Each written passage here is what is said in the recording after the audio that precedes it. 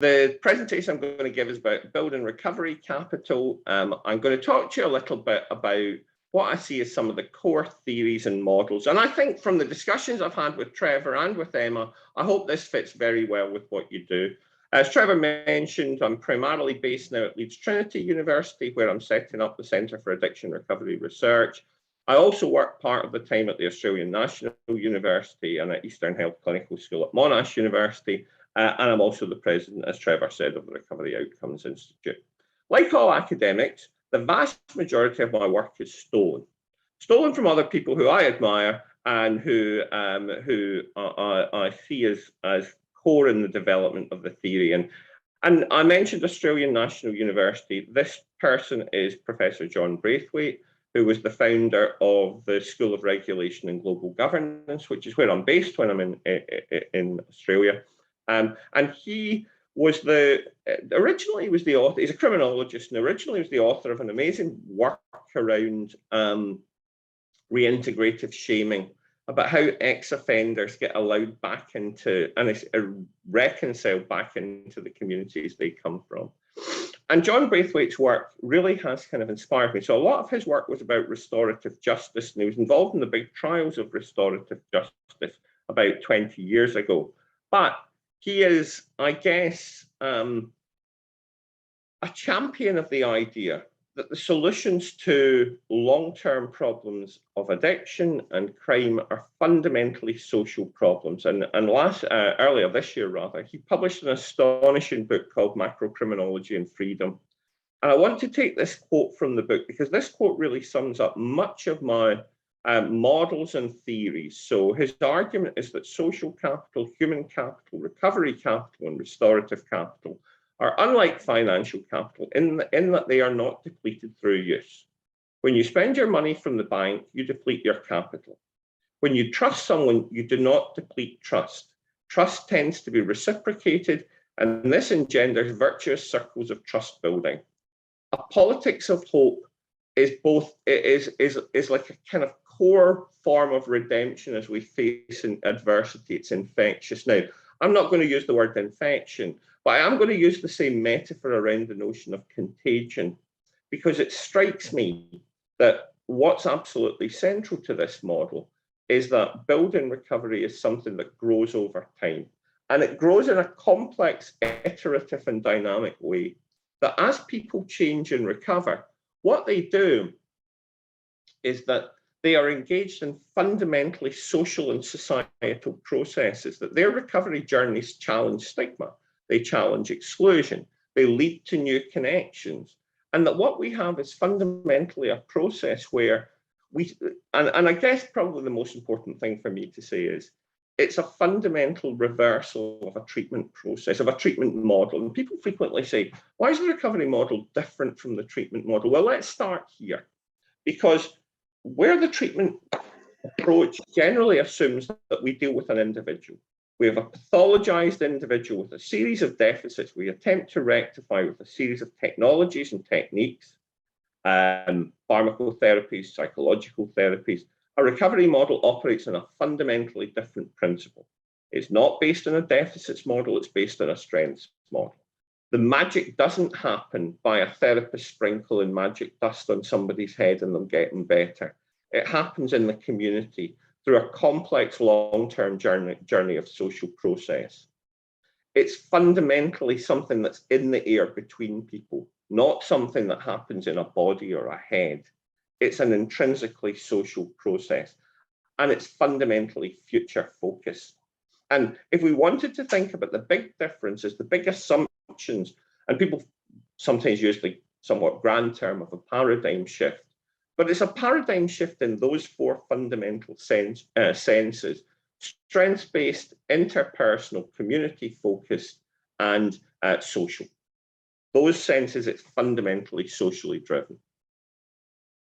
And recovery capital, I think for me, has been, I want to take these definitions, the original definition from Granfield and Cloud, and then build on it. So they defined recovery capital as the breadth and depth of internal and external resources that can be drawn upon to initiate and sustain recovery from alcohol and other drug problems.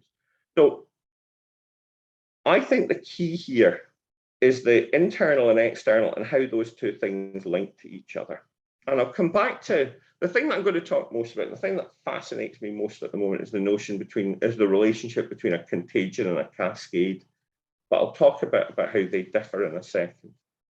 One of those people, William Cloud, writing with the astonishing William White, argued that stable recovery is best predicted on the basis of recovery assets, not pathologies. And this is a massive challenge for us, because we tend to assume, and in treatment services for years, we've assumed we kind of start with an assessment of everything that's wrong with somebody, and we try and annul all of them one after the other. But if we work in a different set of assumptions, that what we're actually trying to do is build strengths, then in essence, what we're trying to do is something that switches that focus.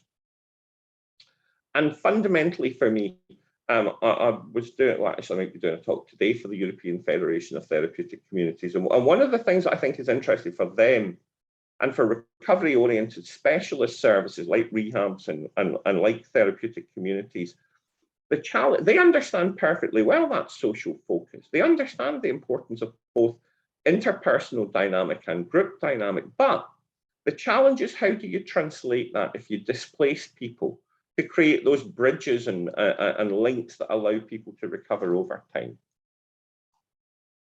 And I think, you know, for in terms of my own contribution to this debate and this model, essentially what I started with was I combined my work with the work of an American academic called Alexandra Lodi, and we came up with a model of recovery capital. And recovery capital fundamentally as something that could be shifting. So the first principle was its dynamism. The second principle was that ultimately we are trying to change those personal internal characteristics, the slice of the pie on the screen that says personal recovery capital. But the way we do it is through the other two slices of pie, the social recovery capital and collective recovery capital. In other words, when we looked at the data we had, we found that what are those core personal characteristics? Those core personal characteristics are things like resilience, coping, self-esteem, self-efficacy, communication skills. How do we build them? Those enduring things that will allow people to sustain recovery journeys. Well, we build them in two ways. Firstly, we build them through relationships, overcoming either isolation or belonging to groups that are inconsistent with recovery. And I'm not going to make any comments or judgments about good or bad groups, but groups that are inconsistent with recovery. But the other crucial thing is what we originally called collective recovery capital, we now call community recovery capital, which is access to community resources. And effectively, the collective and the social slices of the pie, to mix my metaphors terribly, are the scaffolding that grows around somebody, is built around somebody, that gives them the opportunity to grow and develop those internal personal characteristics. And an American academic called Rudolf Moose described that process as effectively being predicated on two assumptions: social learning, where you watch other people, and the principle is simple, I want what they've got, and social control, which is, if I want to be part of that group, I have to do what they do, or they won't let me continue being part of that group. And that process is a fundamentally socially driven process of change and growth. And for me, you know, the key to this is not to try and talk people into growing personal recovery capital, but to create the opportunity, the windows of opportunity for relationships and the access to community resources. And from what Trevor and Emma have told me, a lot of what goes on in your work is really about that creating the conditions that allow, that provide the scaffolding around people to change. Trevor said something about academic battles. Well, I'm not really up for academic battles. One, because it's too early in the morning here, and two, because I'm too old and too cloudy thinking for any of that. So I just wanted to draw attention to two papers I've done in the last year or so. One with a colleague from Trinity College in Dublin called Johanna Ivers, called Ink Spots and Ice Cream Cones. And the second with a colleague from Harvard Medical School, Emily Hennessy, called the Science of Recovery Capital, Where Do We Go From Here? And if anyone is interested, I'll be happy to provide them with copies of those papers, because they really shape up two different things. One is the big picture conceptual model, which is the ink spots and ice cream cones, which I'm just about to go on to. And then the much more kind of detailed focused paper of where are we and where do we go up to. So I guess the point of showing this slide is really to say two things. One, that there has always been this idea that recovery is kind of on a wing and a prayer, that we are vague and imprecise in what we do. Well, we're not. The science is growing. And I think the transition from a recovery model to a recovery capital model really is fundamentally an attempt to create a series of mechanisms and metrics that we can count and measure.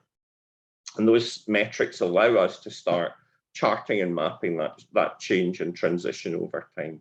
And crucially for us, it allows us to test hypotheses. It allows to quantify and measure change. And in spite of the fact recovery is a fundamentally internal process, it allows to count and quantify what we do. So part of what I've done over the last 10 years or so is to develop a series of measures and metrics, and respectively in this diagram, within the ice cream cone, they are the assessment of recovery capital, the social identity mapping model, and asset-based community development. Because if we want the little person at the bottom of the cone to grow and develop, we have to recognize the dynamism of the model. That even within my own head, I kind of thought what we're trying to do is to access community resources, support people to belong to positive social groups, and that will then kind of drip down the cone into the into the individual, and they'll get benefit from the resources and assets, which is very much the kind of Bourdieu and Putnam models of how social capital works. But one of the things that becomes very apparent when you work in this area is that's a two-way process. And the arrows on the left-hand side effectively are about, if you do that,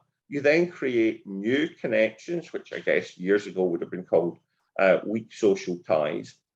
And you create new pathways and bridges in communities. And I'll finish on this note. But what I wanted to say is that every time there is a successful recovery journey and a recovery pathway, effectively we generate sprinkles on the ice cream cone. And this is the John Braithwaite point about increased trust and increased engagement.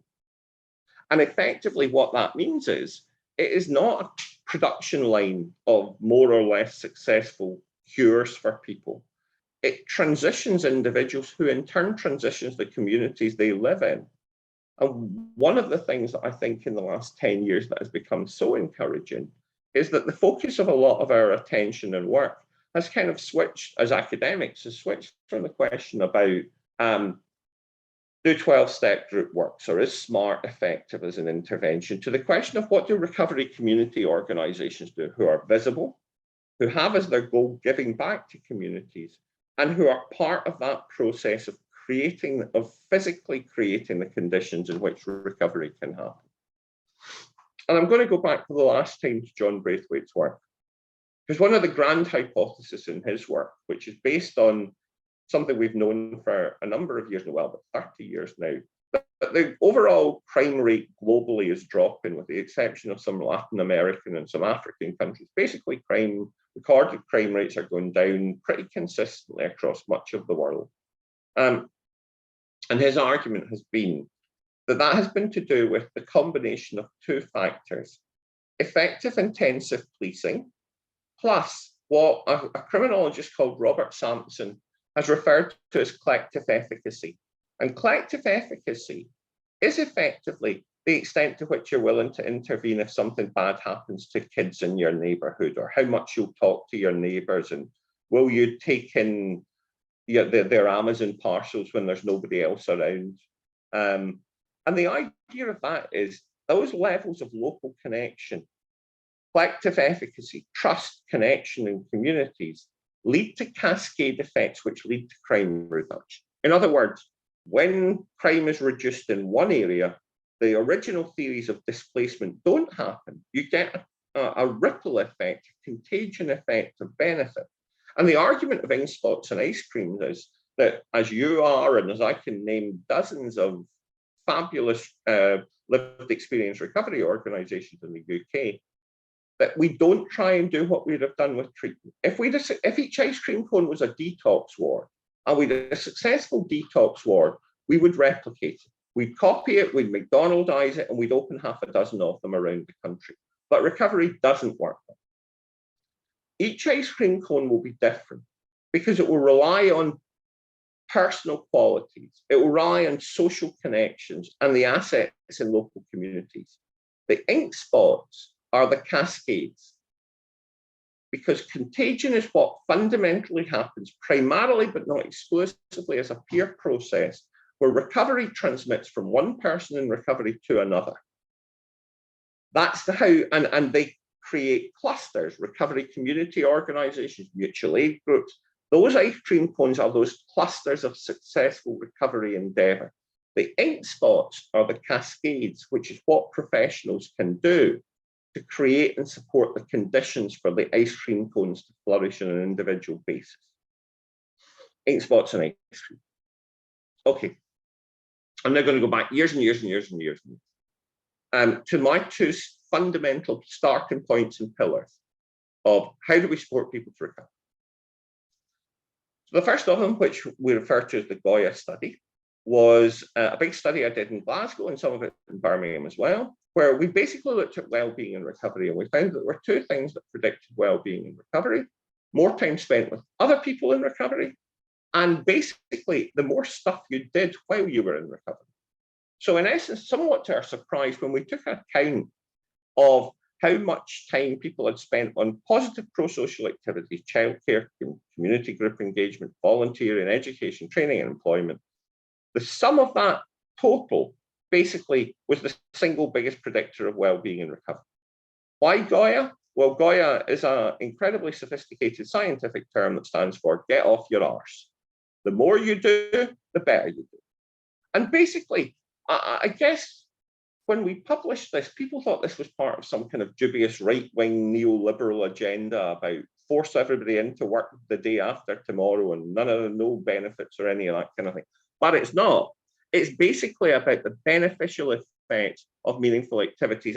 And the other challenge, which is a reasonable one, was how do you know it's not the case that people with better well-being therefore engage in more activity? So we did a follow-up study with 3 English drug action team areas where we mapped out people's activities over the course of a year, and we split them into 4 groups.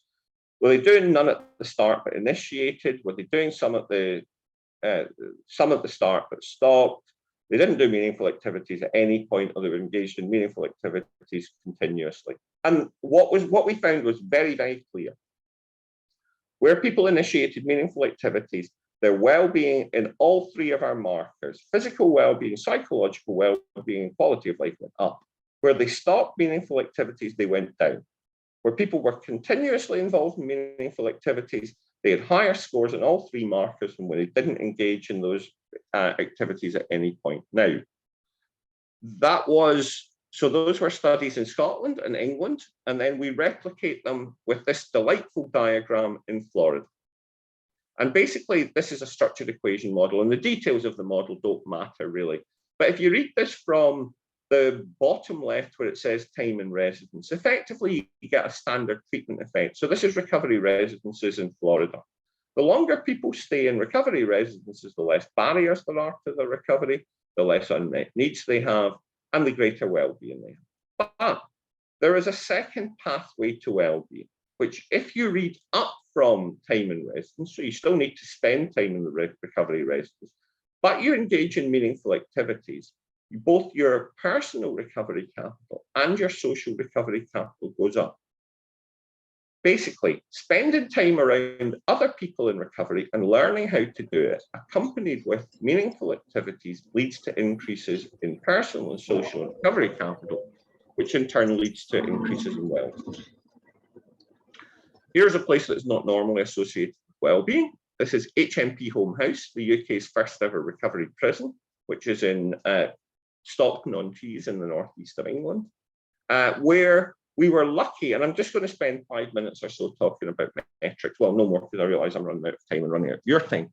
That basically what we were able to do was to start mapping recovery capital using our instrument called the RECCAP to assess changes in recovery capital over time. And what we found basically in spite of some challenges of poor engagement of prison officers in the process, was that basically when people entered a recovery environment, we got the same effect: reductions in unmet service needs and barriers to recovery, plus improvements in personal and social recovery capital, recovery group engagement, and quality of life. In other words, those same social factors, those factors are about creating the conditions for social connections to happen and meaningful activities to happen, led to significant improvements in work. We've just published a follow-up paper based in Florida, where we're looking much more intensely now at what happens in recovery residences. And effectively, what we have attempted to do is to say, and I think this is really important from the perspective of trying to develop a kind of recovery-oriented framework for things like rehab and detox. But in recovery residences, and for me, it's an absolutely astonishing omission that Britain and Ireland remains relatively weak in its provision of recovery housing, because they are an absolutely critical part of a recovery-oriented system of care. So we were able to do two things with our data. First, we were able to show who stays in recovery residences, and people who dropped out were more like young, female, had less earlier involvement in recovery groups, and who'd had previous complications around housing. But what we were also able to show, again, sticking to those fundamental basic themes, is that for people who were retained, recovery capital growth is associated with employment, meaningful activities, higher levels of social support, greater recovery group involvement. Bizarrely, being younger, you were more likely to drop out, but if you did stay, you were more likely to grow your recovery capital and higher quality of life. Now, what's important here is that effectively we're showing exactly the same twin pillars of recovery growth. You do stuff and you spend time with other people in recovery, and that promotes your recovery journey. Two simple, consistent pillars. And as I say time and again, the challenge is about how do we create the conditions that allow people to benefit from those processes. So the key conceptual framework for me, and I didn't really talk about CHIME in this process, but I'm just going to mention it at the end. CHIME is a model from mental health recovery movement that starts for connection, hope, identity, meaning, and empowerment. And every time I get asked to go and evaluate a recovery initiative or a recovery service, that's what I start with. I start counting, does that service do those things? And if you're involved in evaluating or mapping any of your recovery activities, it's a very quick and simple cheat, because every recovery service will do that. It's about growing recovery capital. And how do you do that? You do that by creating the conditions that allow the process of recovery contagion to happen in communities. And how we do that as professionals is through a process of cascade. We create and allow those conditions, recovery community organizations, recovery residences, mutual aid groups, community-based activities, volunteering opportunities, giving back, that effectively create the conditions for visible recovery champions to flourish, for groups to coalesce around them, and for access to community resources. Now, one of the things I think that has been omitted in this world is we've talked a lot about how we actively promote the growth of recovery champions, but one of their fundamental roles is how they are an effective connector, community connector that builds those bridges, community resources with two goals: to maximize the gain for individuals in recovery, but to create those sprinkles, to ensure the groups benefit as a result. Because ultimately, the test of recovery effectiveness is not just personal efficacy, it is collective efficacy. Can the activities of a recovery community make the community a better place for everyone? And this is very similar to a model that we would have in desistance theory, that effectively, one of the things that Shad Maruna has talked a lot about is something called redemption narratives, and the idea of tertiary desistance, which is someone has finally overcome a crime career when society allows them full access to all its resources and opportunities. And effectively, that is about creating the ultimate conditions of collective recovery camps.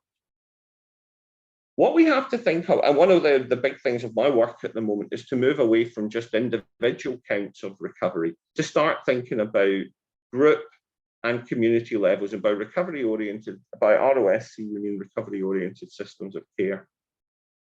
Something that I don't think Ireland has yet, and I hope it will have, is I'm lucky to be one of the founding members of the College of Lived Experience Recovery Organisation, CLERO.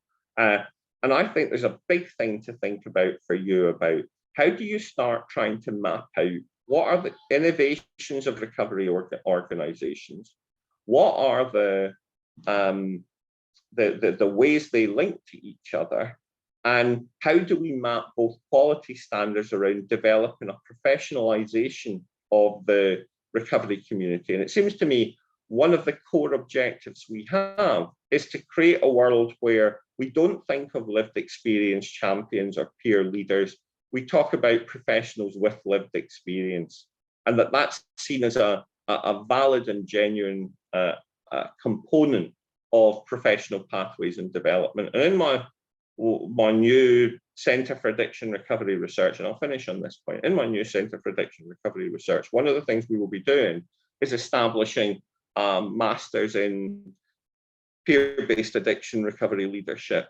And the idea there is to create a pathway for people to significant sustainable recovery. People have talked about recovery-oriented integrated systems in services and treatment approaches, but for me, what we ultimately have to think about is the idea of how do we create the recovery conditions that change both professional practices and change the communities they're embedded in. And I think we should be ambitious in those goals. So just to conclude, I'm exceptionally sorry I was late. I hope some of that has been of interest and benefit to you. And apologies to the organisers for causing them heart attacks and messing up their scheduling. So thank you very much.